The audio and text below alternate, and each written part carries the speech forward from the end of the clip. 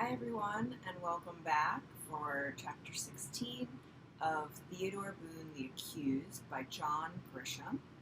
Excuse my voice is a little froggy today. Bear with me. Chapter 16.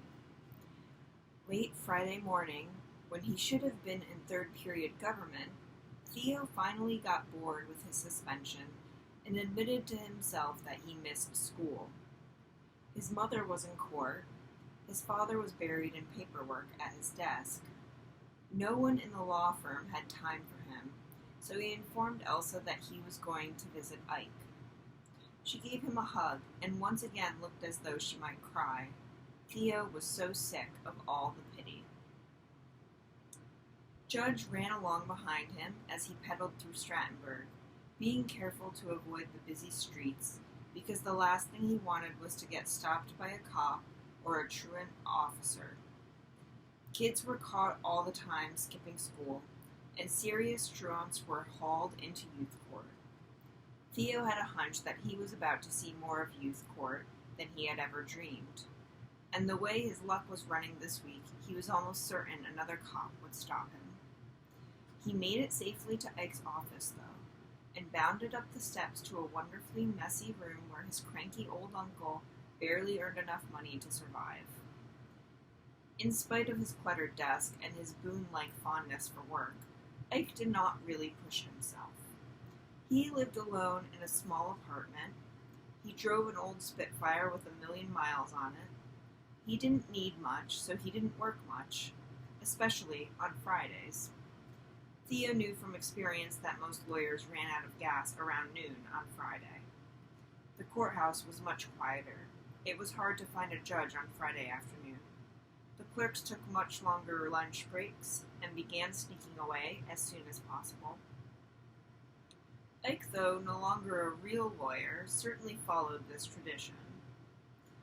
He slept late, something he did almost every day, and puttered around his office until the crack of noon when he walked downstairs to the Greek deli for lunch.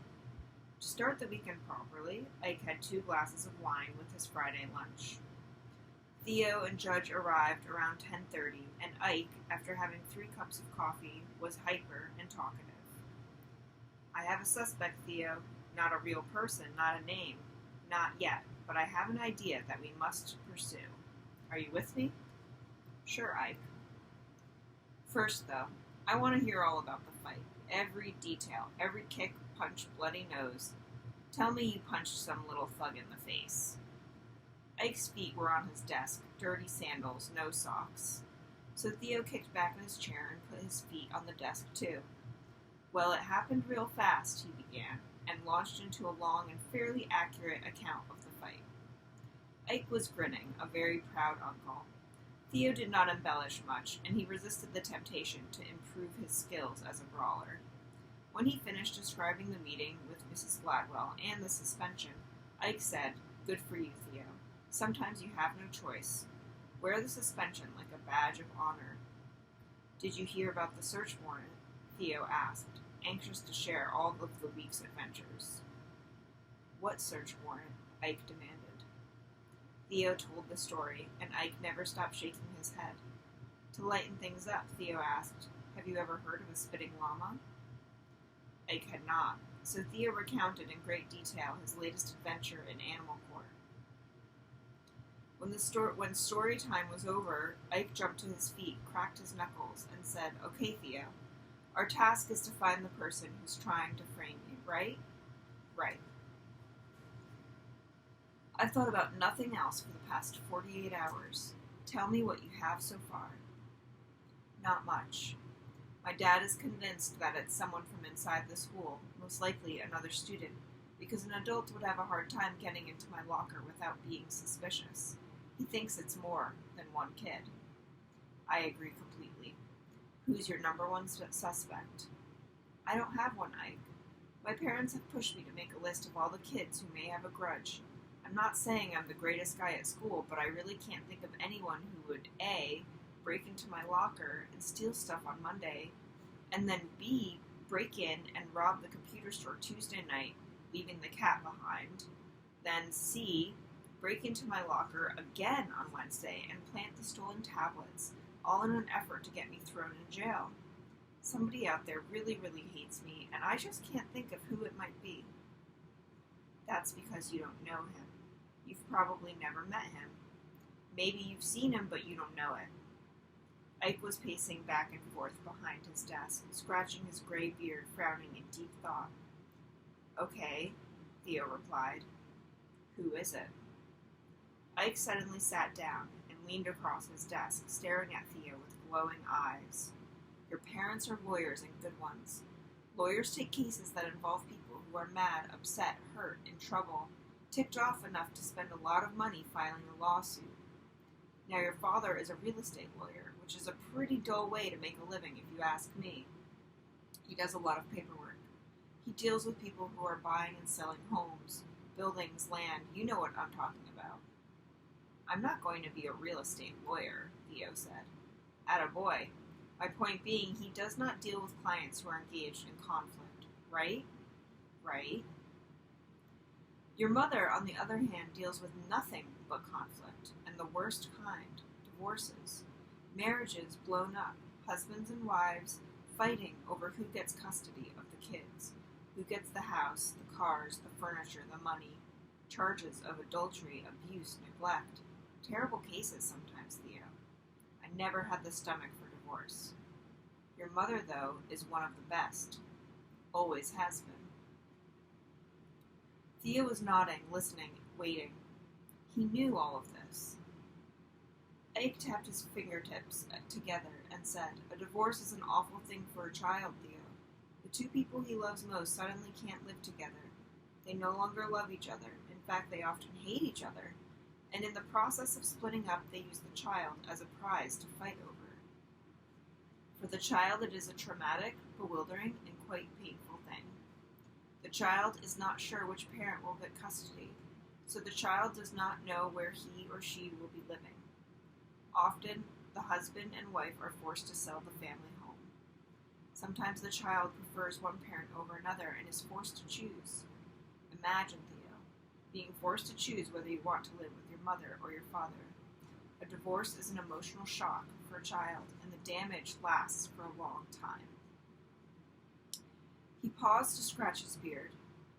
Then, I think your problems are linked to one of your mother's divorce cases. I think one of her clients has a kid in your school, and this kid secretly hates you because he doesn't like the way the divorce is going.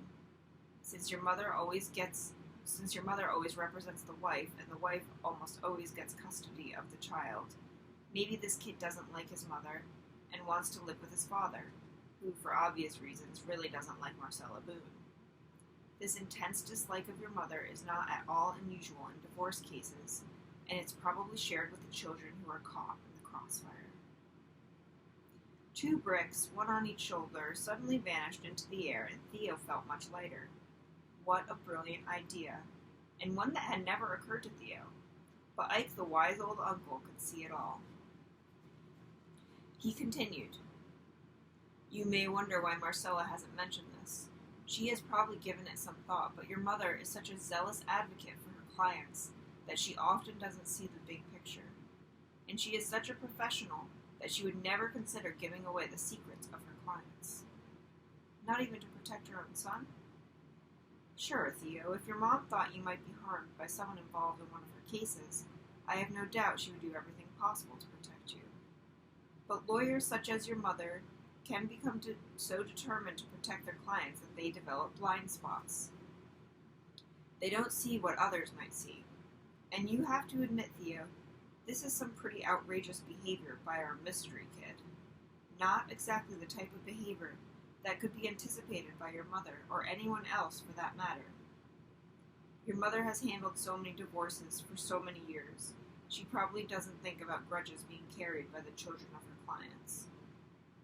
Do I have a chat with my mother? And ask her what? Who's in the middle of a bad divorce with kids at your school? Suppose she can think of a couple of cases. Suppose you narrow the list of suspects. Somehow, not sure exactly, but let's say you're able to prove the mystery kid is the real culprit. The kid gets arrested for burglarizing the computer store, Kicked out of school, all the bad stuff that he deserves. You're off the hook. And the kid's in big trouble, right? Right. There is the possibility your mother could get into some trouble herself. Her client will not be happy with her because she's responsible in part for the client's kid getting into a serious jam. I mean, this kid will do time in a detention facility, and the finger might be pointed at your mother. Sure, the kid's guilty and should be punished, but the client will feel as though your mother violated her privacy. It puts your mother in a dicey situation. Well, you have a plan? Always. Did you bring your laptop? Theo patted his backpack and said, right here. Good. Let's go online and check the cases filed in family court. Make a list of all the current divorce cases in which your mother is the lawyer. We'll go through most active ones and make a list of those in which there are kids involved, kids who go to your school. At that point, the list should be pretty short. Theo was already unfolding his laptop. This is a brilliant idea, Ike. We'll see. The family court clerk's docket divided divorces into various categories: contested, uncontested, active, inactive, children, no children, in discovery, awaiting trial. After half an hour with Theo on his laptop and Ike pecking away at his bulky desktop, they had a list of 21 active divorce cases in which Marcella Boone represented the wife. Of these, 3 were in the no children category, and therefore removed from the list. 5 more were in the uncontested category, and Ike felt as though these could be eliminated too. Uncontested divorces were much easier and quicker. It did not create the raw feelings that would lead someone to slash tires and throw rocks through windows. What does secured mean? Theo asked as they scanned the records. It means trouble for us, Ike said. I had forgotten about the secured docket. There are some divorce cases in which the claims of bad conduct are particularly nasty, and either party can ask the judge to secure the file, which means it's locked away and it's only available to the attorneys involved. Nothing is made public. It could be our dead end, unless, of course, we have access to your mother's files. But let's keep going. Ike made a list of the clients' names involved in the 13 cases on their list, and Theo downloaded the directory of students at Strattenberg Middle School. Cross-checking the list shrunk to about half, with a possible 7 cases involving kids in Theo's school. Some names were so common, though, that they could not be included or excluded. There was a Smith, a Johnson, a Miller, and a Green. Looking at the names, Theo felt somewhat relieved. He did not know any of the kids with the last names on the list. 2 years earlier, when Theo was in the 6th grade, a girl named Nancy Griffin told him his mother had been her mother's lawyer in a recent divorce. The divorce was over and final, and Mrs. Griffin was quite pleased with the work Theo's mother had done. This was the first time Theo realized Mrs. Boone's job could affect his friends and classmates. He later asked his mother about it and demanded to know why she had not informed him. Mrs. Boone, carefully and sternly, explained that lawyers work with certain ethical rules, and one of the most important is complete secrecy about a client's business. Ike scribbled on a legal pad and said, "So, we have a possibility of 7 names, or 7 divorce cases, being handled by your mother with the kids in your school. Recognize anyone?" "Not really. There's a kid named Tony Green in the 7th grade, but we don't know if he's in the right Green family. Other than that, nothing looks familiar." "Let's go back to the secured docket," Ike said, and Theo was there a good 10 seconds before his uncle. There were 8 cases under lock and key, and identified only by the last name of the wife or husband who had filed the lawsuit for divorce. The names of the attorneys were not listed. Ike said, "You gotta figure that the divorce we're looking for is a nasty one. The parents are fighting for custody, and our mystery kid prefers to live with his father. Otherwise he wouldn't be attacking the son of his mother's lawyer. Make sense? I guess. For a father to gain custody, he must prove the mother is unfit to raise the kids. The law always prefers the mother, and it's rare that the father gets custody." "I know," Theo said. To prove a mother unfit, the father has to come up with all sorts of bad behavior on the part of the mother. Those cases often end up being protected by the secured docket, and for obvious reasons. Then we're out of luck. Yes, unless we could take a peek at your mother's files. Are you crazy? Yes, Theo, I'm crazy. Been that way for some time now. And I'll do crazy things to find out who's stalking you, harassing you, and trying to get you convicted of a serious crime.